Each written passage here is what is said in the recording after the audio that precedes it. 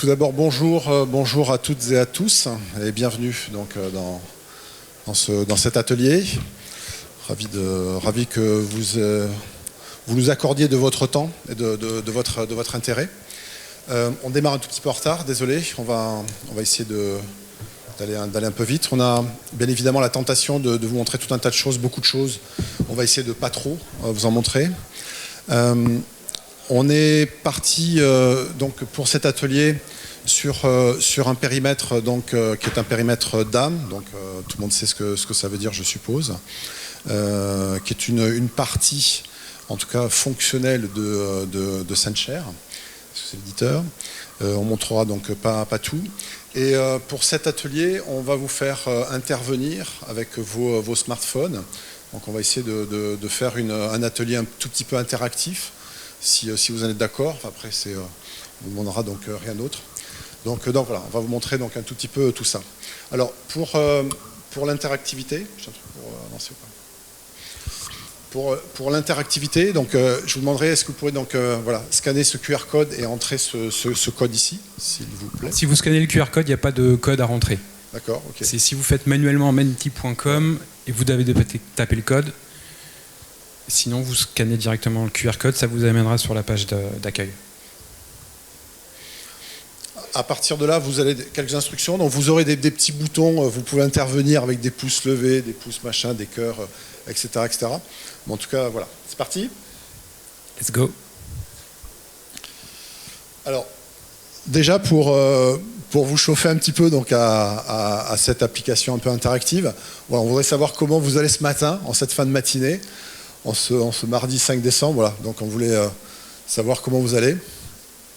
Si vous pouvez...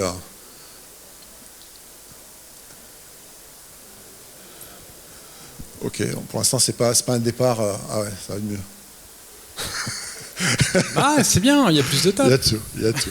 Ok. Bon voilà, donc voilà, vous avez compris le système. Donc au fil des slides, on vous demandera donc d'interagir sur un certain nombre de choses. Ok, passons. Donc on va vous faire en 2 voire 3 parties. La première partie donc qui est assez rapide, c'est resituer ce qu'est SendShare en tant qu'éditeur au niveau donc fonctionnel. Une deuxième partie qui sera en ligne, donc qui sera exécutée par Olivier en fonction de entre guillemets vos votes des fonctionnalités d'âme que vous souhaitez voir ce matin. Et enfin, on se gardera un tout petit peu de temps donc vers la fin. Si on n'a pas abordé certaines fonctionnalités que vous souhaiteriez aborder, on vous reconsultera donc également là. Donc SendShare éditeur, donc éditeur d'origine allemande, ok. Gestion de contenu, DAM éditorial, print, CMS et de la CMS et bien d'autres choses, une profondeur fonctionnelle assez importante. Depuis 2001, donc SendShare donc, est un éditeur qui a un peu plus de 20 ans donc, à ce jour. SendShare est conçu pour être content first et pas channel first. Donc SendShare est vraiment donc, une solution qui est omnicanal. Donc on a ce qu'on appelle bien évidemment un single source of truth et à partir de là donc, on va pouvoir éditer, créer, générer ou que sais-je donc des médias et on va pouvoir faire ces modifications, ces créations bien évidemment donc héritées dans n'importe quel type de canaux, quel qu'il soit.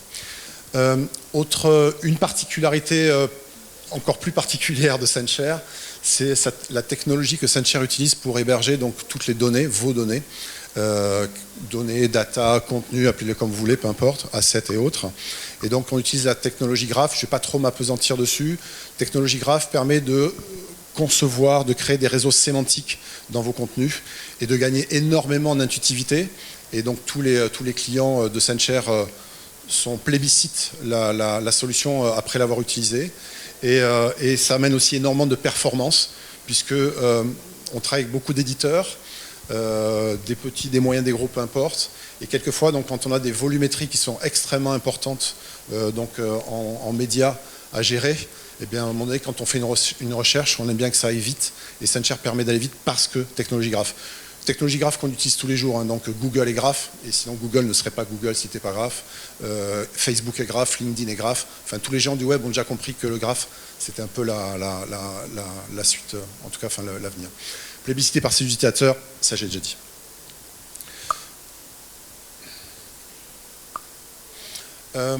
un aperçu des clients, des références donc, de SendShare. Donc SendShare travaille aussi bien avec des éditeurs que je vais appeler de presse périodique, donc print et web bien sûr, mais aussi donc avec des éditeurs de livres. Vous trouverez donc des éditeurs un peu de plusieurs pays, du Brésil, beaucoup d'Allemands bien sûr. Vous trouverez des Autrichiens, des Suisses. Vous allez trouver des Anglais, vous allez trouver des Danois. J'en oublie, des Anglais à peu près, voilà c'est ça. Et en France, donc voilà, nous avons le plaisir d'avoir été choisi à la fois par Reworld Media. Donc SendShare est déployé chez toutes les rédactions de chez Reworld. Et un peu plus récemment par Prisma, qui devait normalement être là ce matin. Et donc Prisma Media donc, utilise SendShare. On a déployé SendShare donc, dans toutes les rédactions donc, de chez Prisma. Voilà à peu près ce que couvre SendShare. Dernier slide, un peu de présentation. SendShare est connu bien évidemment dans cet univers, dans cette activité donc, de l'édition, sens large du terme. Mais SendShare c'est aussi une plateforme de gestion de contenu qui travaille aussi avec d'autres marques dans d'autres univers. Il se trouve que SendShare donc, est étudié, screené par des gens comme Forrester, Gartner, G2Crowd, Capterra, Research in Action, entre autres. Et bon voilà, donc SendShare fait partie donc en tout cas des leaders à minima donc de ce marché du DAM, notamment puisque là on n'a mis que les avis du DAM. Voilà pour la partie un tout petit peu SendShare, donc un peu pour faire un rapide overview, on va dire, un rapide aperçu, pardon, donc de ce qu'est SendShare. Maintenant, voilà, donc on va parler de DAM, ça on l'a bien compris, vous êtes là pour ça, et merci encore. On aimerait vous faire réagir sur, voilà, quelles sont les fonctionnalités de DAM. Aujourd'hui, on a essayé de les classer donc, en 5 et la 6e, un peu fourre-tout, que vous souhaiteriez voir, parce que bon, on ne peut pas tout montrer, comme on vous le disait, et on va essayer de montrer, de commencer par les 3 premières qui s'afficheront. Pendant que vous êtes en train de réagir là, on va vous montrer donc des choses en ligne, ce qui est toujours un tout petit peu périlleux bien sûr, mais bon ça fonctionne. Et on a nos interfaces, en tout cas c'est une interface de démo qu'on va vous montrer, et les interfaces de démo sont en anglais. Voilà, on utilise ça parce que les interfaces de démo sont comment dire, communes au monde entier, à tous les partenaires SendShare. Et donc voilà, donc ça sera en anglais, mais sinon, bien évidemment, les interfaces de SendShare sont proposées en français, en espagnol, en allemand, en japonais ou que sais-je. Voilà. Intéressant le classement, c'est pas ce qu'on avait envisagé. Pas faux. Alors effectivement, je rebondis pendant qu'on vous laisse encore quelques secondes pour voter. Effectivement, le périmètre de SendShare est très vaste, impossible de vous montrer même 10% de l'étendue de SendShare pendant l'admire qui va s'écouler. Et donc pour d'ailleurs la première fois cette année, puisque l'année dernière on avait encore fait une présentation plutôt axée sur le publishing avec chemin de fer, production, etc. Donc cette année on a vraiment pris le parti de mettre en avant le DAM qui est une brique de SendShare parmi tant d'autres, parce que pour rappel, SendShare est un DAM avec la partie print, publishing, mais aussi un CMS et un PIM pour la partie marketing. Et donc effectivement, périmètre fonctionnel très, très vaste.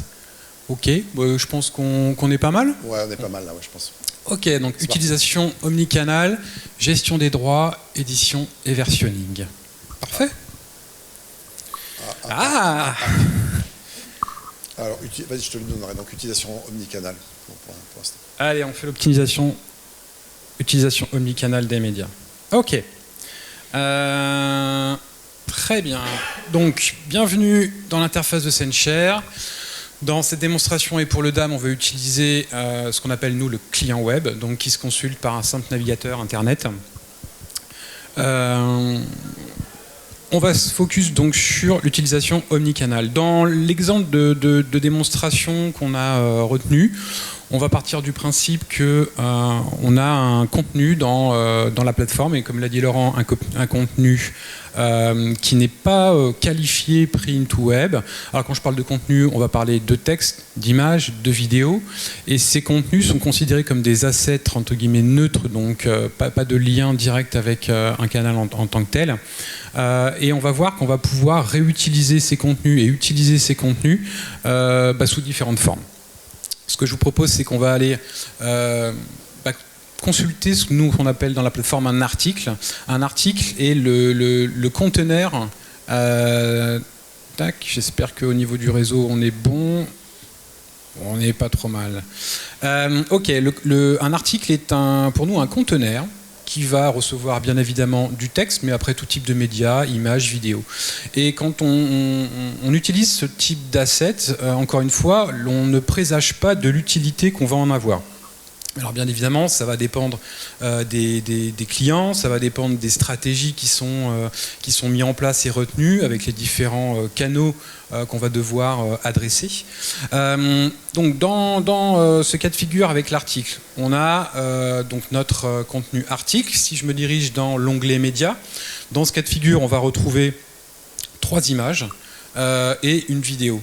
Encore une fois, on écrit un article sur un sujet en ne présageant pas pour quel support on va l'écrire, et on va l'alimenter avec différents types de contenus. Donc là, on a des médias, images et vidéos. Et dans Content, on va avoir ce qu'on appelle, nous, le texte. Par défaut, SendShare est multilingue, c'est-à-dire qu'on va pouvoir supporter différentes versions en différentes langues d'un même article. On a un rédacteur italien qui a écrit un texte en italien, on va pouvoir le décliner en plusieurs langues, soit par l'intermédiaire de traducteurs, soit par l'intermédiaire de modules de traduction semi ou totalement automatisés. Alors, ce qui est intéressant de voir, c'est que dans le contenu, donc une fois qu'on rentre dans le texte, on va afficher ce qu'on appelle l'éditeur XML, qui va permettre de structurer le contenu. Il n'est pas hyper performant sur le réseau. J'aurais peut-être dû me mettre en Wi-Fi, j'utilise mon téléphone. Ok, donc à gauche, on a donc toute la partie, ce qu'on appelle éditeur de texte, qui en fait permet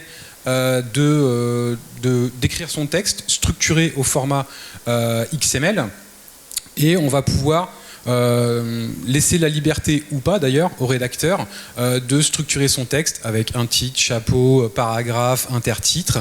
On peut totalement customiser la structuration et ce qu'on permet ou non au rédacteur. Dans ce type d'approche, ici on a une première version où on parle de contenu, où on va pouvoir styler, ajouter des liens URL ou pas, peu importe. On a la possibilité sur ce contenu de le préqualifier de online ou de print, et en fonction des différents canaux qu'on veut adresser, on peut mettre des particularités. C'est pas quelque chose qui est obligatoire. On a des clients aujourd'hui qui n'utilisent qu'un contenu principal et qui ne font pas de déclinaison online ou print, et qui gardent le contenu d'origine. Ce qui est important de savoir, donc, c'est que à partir de ce contenu, des images que j'ai liées dans mon article et du contenu texte que j'ai pu écrire ici, on va aller dans le menu ici Preview, et on va par exemple aller sur la partie online ici. Ce qui est important de comprendre, c'est que sur la partie des contenus qui sont mis dans la plateforme, du texte et des images qui sont mis dedans. Alors je sais pas si j'ai encore du réseau ou pas. Bon, on va faire autre chose. On va faire un PDF. Donc automatiquement, j'ai un onglet Preview ici qui va permettre de prévisualiser tout mon contenu sur différents canaux. Alors c'est surtout pour vous montrer en fin de compte les différentes possibilités qu'on peut utiliser dans la plateforme. C'est pas terrible, hein. On avait dit qu'on prenait des risques, hein, donc. Puis il n'y a pas de réseau Wi-Fi ouvert ici. Ok, bon. Donc là, par exemple, on a un simple PDF. Si je passe sur la partie online, donc dans la partie sur le serveur de démonstration, ça arrive. On a un CMS alors qui est intégré à SendShare. Très honnêtement, dans la plupart, notamment des gros groupes de presse, ils ont déjà leur CMS historique en place. Donc on fait plutôt de l'interaction et de la communication via API et via notamment le Headless CMS qui permet d'échanger le contenu directement. Donc cette image, on l'a vue, on l'a créée sur un PDF tout simple. On l'a vue, elle est là sur une preview d'un site web et on peut aussi le visualiser. Donc encore une fois, le même contenu, image et texte, le visualiser sur deux prints. Là, typiquement, c'est un PDF qui est généré dynamiquement par InDesign Server à partir d'une maquette InDesign. Et ça, encore une fois, exactement avec le même contenu. Alors peut-être pour visualiser d'une autre manière et pour mettre en avant d'ailleurs ce que disait Laurent sur les liens sémantiques, c'est d'aller voir tout simplement les relations de ce texte ou de l'article d'ailleurs, si on revient en arrière, comme ça on aura le texte et les médias. Et si ici on demande à SendShare, montre-moi toutes les relations que possède cet article. Alors on voit toutes les versions de texte dans toutes les langues, on voit les différents médias qu'on a vus tout à l'heure, les différentes personnes aussi, puisque dans SendShare, tout est un asset. Un texte, une image, mais aussi un dossier, un rédacteur, un photographe, tout ça est asset. Et donc tous les éléments sont liés entre eux. Si on se focalise un petit peu sur l'image ici, quand on clique sur l'image, et c'est là qu'on peut vraiment visualiser les relations entre assets. Au centre, on a notre image. Par exemple, à droite, on a le photographe. Dans SendShare, on peut mettre différents types d'informations, notamment liées au photographe. Par exemple, on peut avoir des tâches liées à cette image, tâches de validation, tâches de retouche photo. Regarder sur à quoi est assignée cette image. Et ce qui est intéressant, on va se focaliser sur le placer. Cette image, elle est placée dans combien d'éléments et elle est utilisée dans combien d'assets. Alors on a des dossiers, on a forcément des textes. On retrouve le fichier InDesign qu'on a vu tout à l'heure, où on a demandé une preview en temps réel. Donc à partir de cette image qui est dans un article qui n'est pas qualifié pour du print ou du web, on retrouve tous les liens et son utilisation et sa vie dans le système. Donc là, typiquement, on a une maquette InDesign. Et forcément, si je clique sur cette maquette InDesign, il va m'afficher aussi toutes les relations de cette maquette InDesign. Et par exemple, je retrouve le chemin de fer où est placé ce fichier InDesign. Et si j'ouvre le chemin de fer, je vais donc retrouver dans l'éditeur, ici, en page 14 et 15 ici, voilà, la fameuse page où est présente cette image. Donc on a une image qui est dans le système, qui peut être utilisée par un rédacteur ou pour tout autre usage, et qui après va être disponible pour être publié sur le web, sur le digital, réutilisé dans une newsletter, réutilisé sur le print magazine, et donc dans un fichier InDesign. Et là on est vraiment sur du natif, hein, puisque c'est cette fameuse technologie graph qui le permet, puisque ça considère que les relations entre des données, entre des médias ou quoi que ce soit, les relations sont aussi importantes que les données elles-mêmes. Voilà, c'est là la force du système, et ça permet donc bien évidemment d'avoir un chemin à la fois logique et à la fois très efficient pour retrouver ce que l'on cherche. Ah, la gestion des droits est passée en premier pendant que nous faisions la démonstration, mais c'est pas grave, let's go. Gestion des droits et des médias. Effectivement, on a décidé d'ajouter, de mettre en avant ce point, à la fois par expérience et par discussion. On a constaté effectivement que parfois les droits n'étaient pas forcément correctement gérés ou adressés pour X raisons, des raisons stratégiques, des raisons historiques d'organisation. Mais il n'en reste pas moins que ça reste extrêmement important de gérer ces droits. On a préparé quelques contenus. Donc nous sommes à la presse au futur, donc je vais rechercher tout le contenu dans mon serveur qui correspond à la presse au futur. Ok. Donc là j'ai 22 éléments. Je vais plutôt mettre en mode voilà, vignette. Ce que je veux vous montrer surtout, c'est comment on gère les droits dans SendShare et comment les utilisateurs vont pouvoir le visualiser. J'étais sur le site de la presse au futur, j'ai téléchargé quelques images qui sont présentes sur le site et je les ai mis dans SendShare. Et à ces images-là, pour la démonstration, j'ai appliqué des droits spécifiques. La première des choses, c'est qu'un utilisateur va être averti qu'il y a un droit spécifique par une petite clé. Alors je ne sais pas si vous la voyez bien à l'écran. Je ne sais pas si je peux zoomer. Oui, ça marche. Donc on a en dessous de chaque asset déjà un picto qui attire l'attention des utilisateurs en disant est-ce que j'ai le droit de l'utiliser ou pas et dans quelles conditions. Et on va voir ce qu'on va pouvoir visualiser comme information. Ok, on va prendre le cas simple où j'ai une photo et puis les droits ont été cédés, donc je n'ai plus le droit d'utiliser cette photo. Si je rentre dans une photo, petit temps de latence, voilà. Quand on double-clique sur un asset, à chaque fois on va rentrer sur une page dédiée à cet asset et on va pouvoir visualiser les différentes informations. Alors on va se diriger très rapidement, alors c'est une photo de nos amis de Prisma, David Bérébi.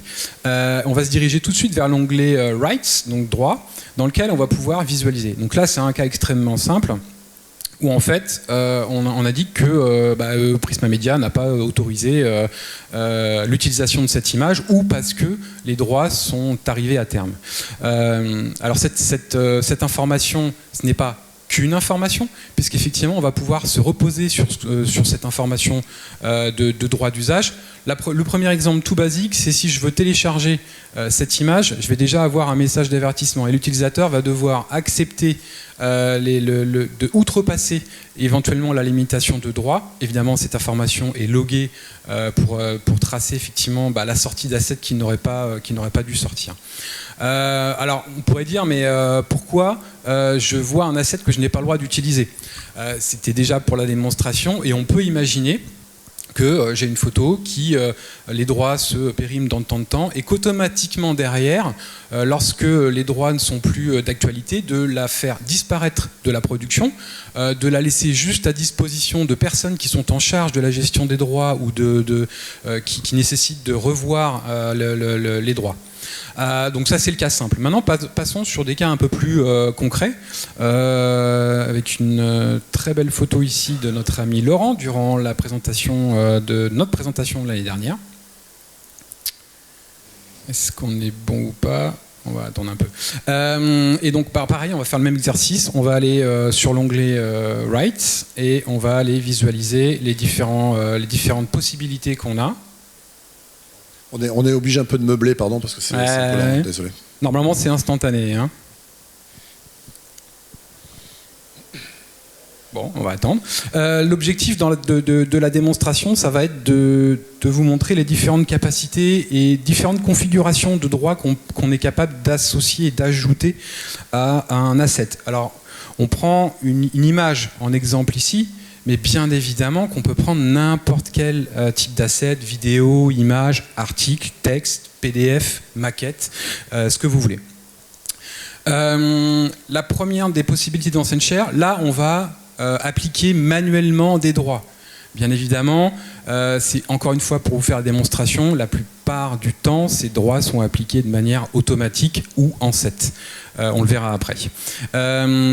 Lorsqu'on va pouvoir définir, la première des choses, c'est sur quel support on va pouvoir définir les droits qu'on va appliquer. Allez, petit panneau, non ? Toujours pas. Parce qu'on a bien évidemment des droits sur l'image en fonction de géographique, sur le temps et aussi sur les canaux. Quoi. Il y a trois dimensions sur les droits qu'il faut bien évidemment respecter. Quoi. Voilà. On va essayer de le refaire. Allez. Bon, je vais essayer de rafraîchir la page. En attendant qu'il rafraîchisse la page, l'objectif, c'est de définir pour chaque média, pour chaque asset, les canaux de sortie. Parce qu'une image peut avoir des droits que pour le print, des droits que pour le digital, le web, ou pour une périodicité bien définie, ou pour une région en particulier. Et je trouve que c'est extrêmement important parce que moi le premier j'ai pu assister parfois et d'ailleurs c'était un des sujets durant un événement SendShare il y a quelques semaines à Vienne où un client expliquait qu'il avait il y a quelques années commandé une photo, un photographe pour son magazine. Et c'était il y a très très longtemps. Entre-temps, le digital est arrivé. Ils ont utilisé l'image pour le digital. Et là, le photographe a dit écoutez, le contrat qu'on a passé initialement, il était pour le print. Et tout ça parce que ces droits n'étaient pas correctement référencés ou les utilisateurs n'avaient pas l'information sur l'utilisation de cette image. Est-ce que j'ai perdu le réseau ? Et les images en question aussi, entre autres, donc, font l'objet donc quelquefois d'autres restrictions. Donc on essaie bien évidemment de prendre ça en compte de façon assez complexe même quelquefois. On peut gérer aussi des alertes. Donc on sait très bien par exemple qu'une image est utilisable jusqu'au 31 décembre. Donc ne pas mettre les utilisateurs dans le fait accompli le jour même, mais donc avec des alertes, mettre des watermarks aussi. Enfin, il y a tout un tas il y a toute une granularité de fonctionnalités possibles dans la gestion des droits. Ce que vous pouvez voir à l'écran tout de suite, bien évidemment. Voilà. Bien. Bon. On va essayer de... alors, on va essayer de basculer sur le Wi-Fi. On me dit New Cap Security. Non, c'est pas ça. Il faut que je le tape, c'est ça ? Il faut que je le tape ? Parce qu'il n'est pas disponible dans la liste. New Cap, c'est ça. Ouais, mais j'étais bon, pourtant. Tu vois ?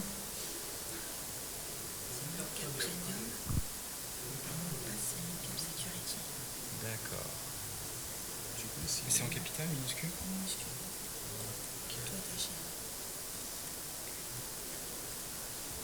Désolé pour cette petite interruption. Est-ce que je suis connecté au Wi-Fi ? Parfait. Essayons de nouveau. Ah, c'est beaucoup mieux, merci beaucoup. Ok, let's go right. Éditer. Effectivement, c'est instantané maintenant. Au moins, vous avez pu voir la différence. Ok, la première des choses, c'est qu'on va pouvoir ici définir...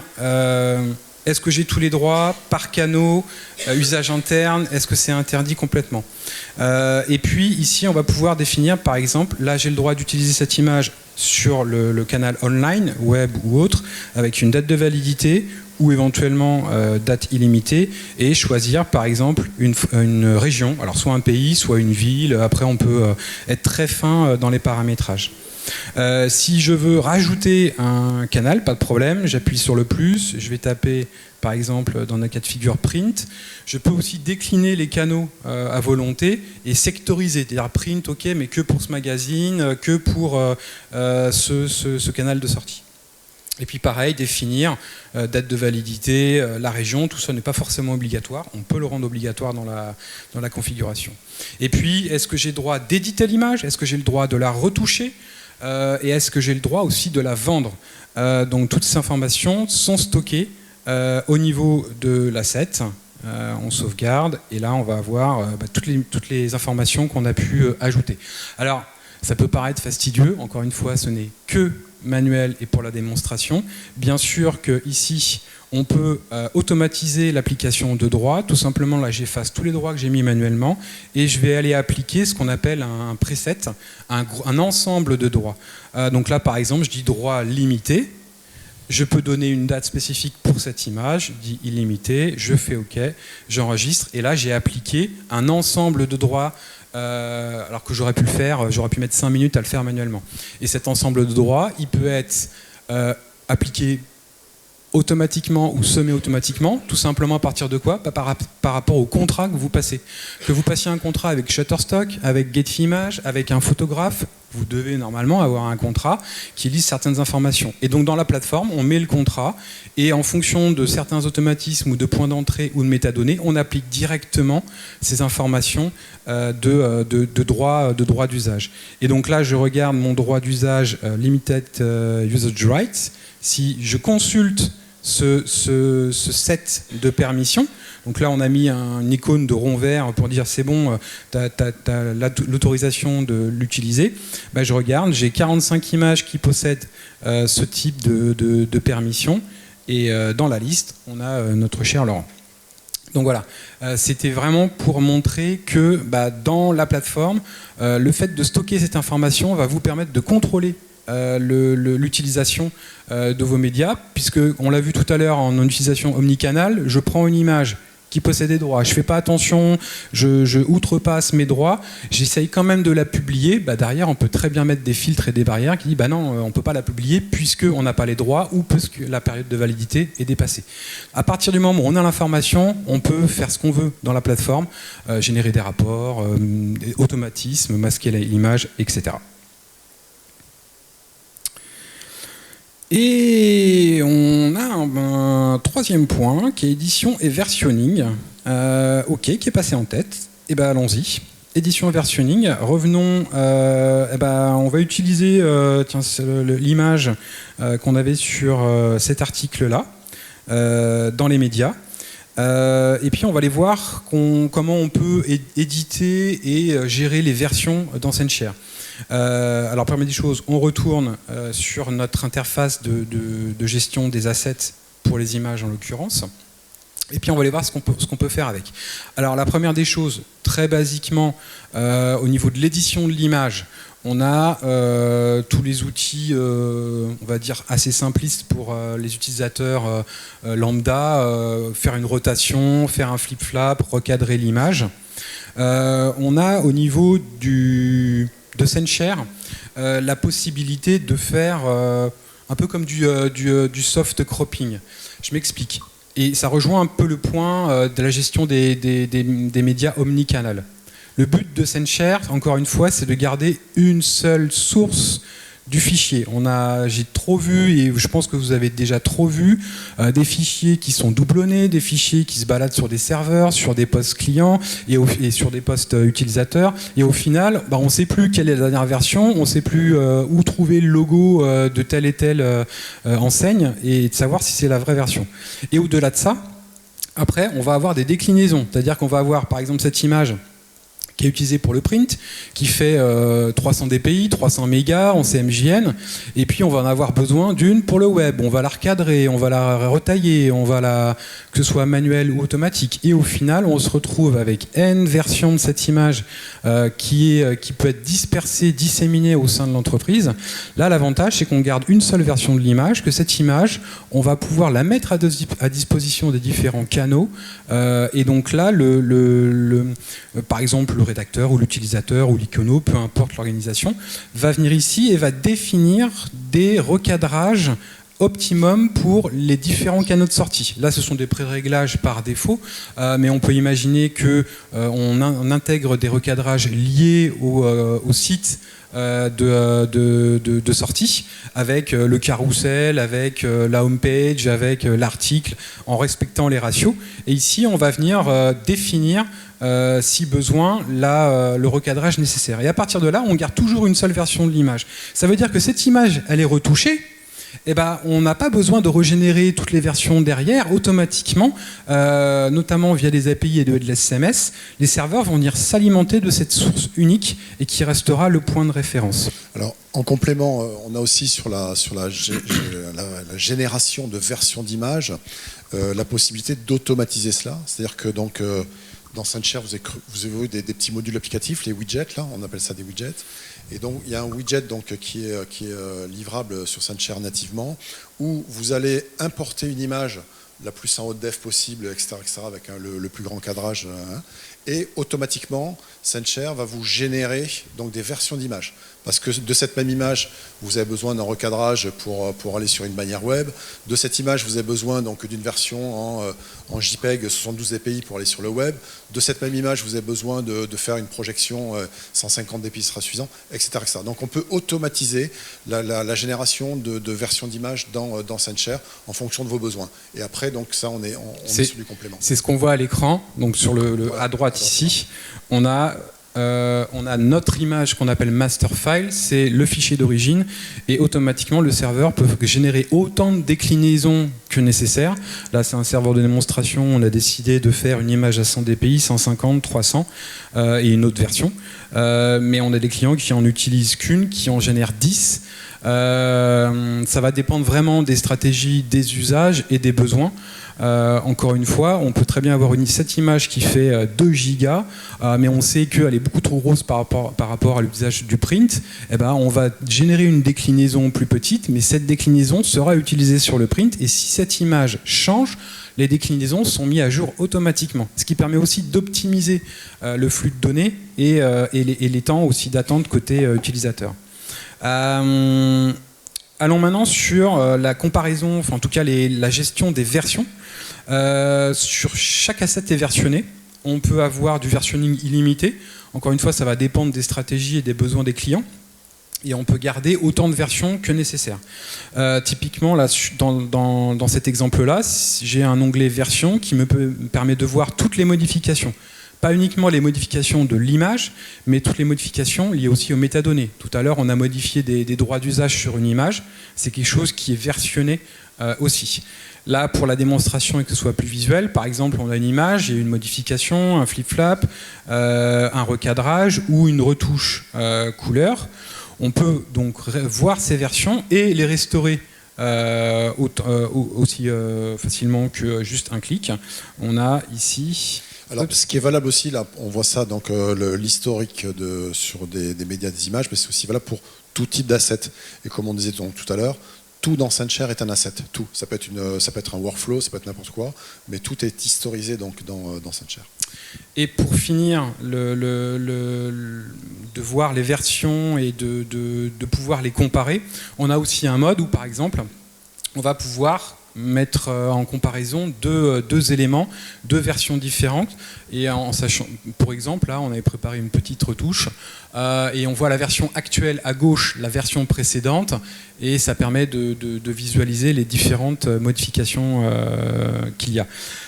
Juste sur l'édition et le versionning, là on vous montre la partie client web, en sachant que pour le monde du publishing notamment, et pour les personnes qui vont intervenir de manière beaucoup plus profonde au niveau des images, quand je dis profonde, c'est juste interagir avec Photoshop, InDesign, on a une autre interface qui est dédiée pour ce type d'utilisateurs, où là on a un principe de check-in, check-out, d'ouverture et de fermeture, en simple double-clic, on ouvre dans les logiciels qu'on utilise et on édite. Ça marche avec Photoshop, InDesign, avec la vidéo, avec tous les logiciels nécessaires.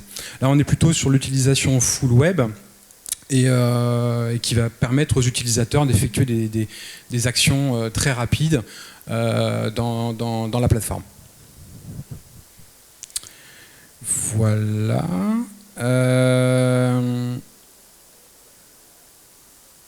Alors on s'était dit que on ne savait pas à quel point allait être retenu dans le choix. Et on s'est dit aussi que ça serait bien aussi que vous nous partagiez en fait, vos attentes par rapport aux dames. Est-ce qu'il y a un point important qu'on n'aurait pas forcément abordé ou que vous voudriez revoir, ou éventuellement effectivement appuyer sur un point qu'on aurait passé trop vite. Je vois photo, CMS web. Alors si besoin, pas besoin d'utiliser l'application, vous pouvez si besoin lever la main. Oui monsieur.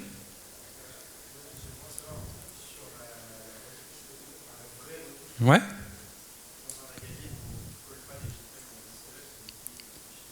Tout à fait.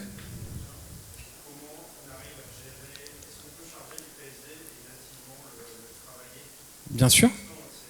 À votre gauche, il y a monsieur de Reworld Media, je pense qu'il peut vous donner la réponse. Oui, bien sûr. En fait, c'est ce que je disais tout à l'heure. Si on passe le cap de j'ai plus besoin que d'un simple flip-flap ou d'un recadrage, et que je suis un professionnel, un icono, où j'ai besoin d'interagir avec Photoshop, pas de problème. Effectivement, il y a une autre interface dédiée de production qui est utilisée par les maquettistes, qui est utilisée par les iconos et par ceux qui ont besoin de faire des retouches, alors que ce soit les maquettistes eux-mêmes ou des services dédiés. À double clic, j'ouvre dans Photoshop, je fais mon PSD, mes CAC, je renvoie. et la photo est à jour dans le système tel qu'on l'a vu dans l'interface web. C'est deux interfaces différentes. Encore une fois, c'est très compliqué de montrer tout l'étendue des capacités de SendShare en seulement 30 minutes. Mais oui, bien sûr.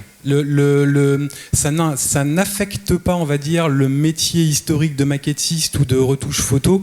Les outils sont les mêmes, et je prenais l'exemple de la vidéo aussi. S'il y a du montage vidéo, puisque par exemple GoPro est client de SendShare, voilà, ils stockent des gigas et des gigas, des téras de vidéos, mais ils utilisent toujours leurs outils. SendShare est vraiment le point de pivot entre la production et la diffusion. Exactement, pour InDesign, par exemple, il y a un plugin InDesign Adobe. Et après, on reste, on va dire, sur l'interface, c'est vraiment, c'est comme si j'avais un file system, sauf qu'on bénéficie de tous les avantages d'une plateforme centralisée, le versionning, l'ouverture à distance, etc., etc., et qu'on n'est plus lié à son poste et qu'on centralise tout. Outils de saisie, photo, CMS web et print. Alors on a un peu parlé, effectivement, et n'hésitez pas aussi à rester un peu après, qu'on puisse échanger. Si vous voulez aussi avoir des démos personnalisées ou plus d'informations, le CMS web et print, on en a parlé un petit peu. Aujourd'hui, dans la configuration actuelle, SendShare a un CMS, un headless CMS, mais encore une fois, pour en tout cas les projets qu'on a adressés depuis quelques années maintenant, les groupes de presse ont déjà des CMS historiques, soit maison, soit des outils du marché, et on s'interconnecte directement avec eux. API dispo, on a, je l'ai dit, on a du JSON par du headless CMS. On travaille aussi beaucoup en XSLT puisque tout est basé en XML. Donc on utilise des API et des REST API qui permettent d'échanger le format en web service. Et puis je crois que j'ai rien oublié. Et au niveau de l'automatisation, j'ai eu le mot apparaître. Effectivement, c'est on va dire un des prérequis, ou en tout cas une des fortes demandes de tous les groupes de presse. Pourquoi ? Parce que rationalisation des coûts, réduction des coûts, et au milieu de tout ça, il y a forcément l'automatisation. L'automatisation, elle peut prendre différentes façons, des centaines de facettes différentes dans une production digitale ou print. Je prends l'exemple du print, ça va être accélérer l'arrivée des médias, accélérer la qualification des médias. On ne vous l'a pas montré, mais dans le choix, il y avait gestion des mots-clés, des métadonnées. Typiquement, SendShare est interconnecté par défaut avec Google Vision API. Donc on peut alimenter la plateforme automatiquement sans avoir besoin d'avoir une personne à plein temps pour référencer les informations. L'automatisation passe aussi par l'automatisation de la mise en page. On l'a vu brièvement avec le texte et une preview de la maquette. On peut aussi générer la maquette directement dans le système. Et puis la création de PDF automatique. Encore une fois, SendShare a un design server qui permet de faire les previews, les maquettes et les PDF pour les imprimeurs. Et puis ça passe aussi par l'assemblage, l'archivage. Et puis sur la partie, encore une fois, web, l'automatisation va principalement partir de toutes les interconnexions et les interactions entre SendShare et les différents outils. Parce que là, on parle de CMS, mais on ne s'interconnecte pas qu'avec un CMS. Notamment dans les groupes publishing, on a des outils historiques qui vont gérer la pub, qui vont gérer éventuellement les codes barres sur les magazines, qui vont gérer le texte ou les photos, parce que là on vous a montré de créer du texte dans SendShare, mais parfois le texte il provient d'ailleurs d'autres outils. Donc il n'y a pas que le CMS print et web. Pour nous le CMS c'est l'output, c'est le channel de sortie, mais on a aussi tous les canaux d'entrée derrière.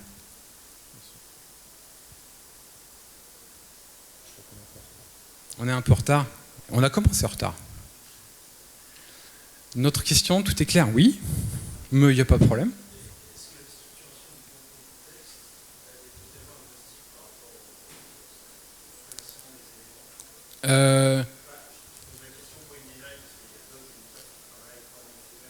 Oui. Alors, ok.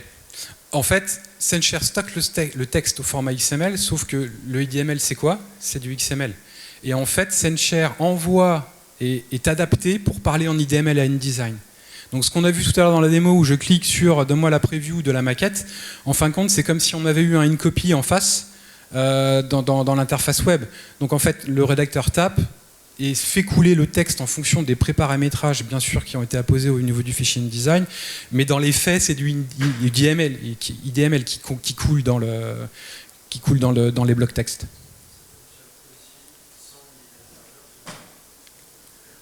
Alors, on a des clients qui n'utilisent pas InDesign Server, mais par contre parce qu'ils n'ont pas besoin de créer du PDF, de générer du fichier InDesign automatiquement. Si on a besoin de créer du PDF ou du InDesign, là on a besoin d'InDesign Server. Alors, il n'y a pas... Bien sûr. Alors, on peut très bien ne pas utiliser InDesign Server et pour autant faire du publishing. Ça veut dire par contre qu'on se coupe d'une grosse phase d'automatisation, notamment pour toute la création des PDF. Ça veut dire que les PDF dans votre cas de figure, enfin dans ce scénario, seraient faits toujours par la rédaction et stockés et envoyés. Sauf qu'effectivement, si on utilise InDesign, on peut à la fois générer déjà plusieurs PDF, print et web, et on peut générer l'automatisation de l'envoi à imprimeur ou à différents prestataires pour la diffusion des PDF en kiosque, par exemple.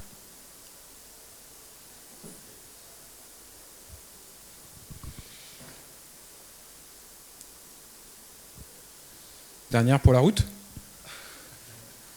C'est à vous. Ok, encore une fois, on espère que vous avez pu avoir un bon aperçu, parce que ce n'est qu'un aperçu de ce qu'est capable de faire SendShare. Encore une fois, DAM, PIM, CMS. Et d'ailleurs, pour une grosse partie des clients de SendShare, ils n'utilisent pas 100% de SendShare. Parce qu'on va avoir des projets pure DAM, on va avoir des projets pure print, on va avoir des projets pure PIM. Et donc, j'ai discuté avec un client en France, mais qui utilise SendShare que pour du marketing. Effectivement, je lui ai fait découvrir toute la partie print sur laquelle on est plus focus, Laurent et moi, mais il n'avait aucune connaissance des capacités de SendShare, en tout cas de par son métier, de par son intérêt par rapport au marketing. Mais voilà, c'est pour ça que c'est toujours très compliqué de montrer l'étendue et que, en tout cas, sur ce salon de la presse au futur, on essaie de rester focus sur la partie publishing et DAM. Monsieur.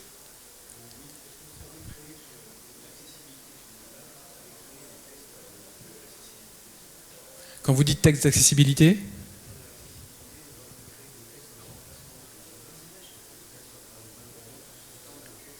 ok. Alors ça faisait partie du choix de la démo gestion des mots-clés, analyse, métadonnées, IA. Je vais vous le dire rapidement. En fait, par exemple, sur une image, on avait prévu de se prendre en photo avec Laurent. On a notre badge. Sur notre badge, il y a du texte. Et ce texte, en fait, il est analysé automatiquement en OCR. Ça veut dire que, de par l'image, on extrait du texte qui est stocké en métadonnées sur l'image, et après, ce texte, on en fait ce qu'on veut. Alors, en l'occurrence, dans SendShare, on l'utilise plutôt pour la recherche de mots-clés, la recherche de contenu. Il y a une photo sur le site de la presse au futur qui montre certains stands. Il y a des cartons en haut, et il y en a un, c'était marqué imprimerie. La photo, on la met dedans, on appuie sur le bouton d'analyser par Google, et une fois qu'on a l'analyse, on va dans le moteur de recherche, on met imprimerie, et on trouve l'image. Donc ça, c'est juste pour le fonctionnement actuel, mais ça rejoint un petit peu l'analyse, effectivement, on va contextualiser, convertir en texte tout le contenu qu'on peut voir sur une image. Et ça automatiquement, bien sûr.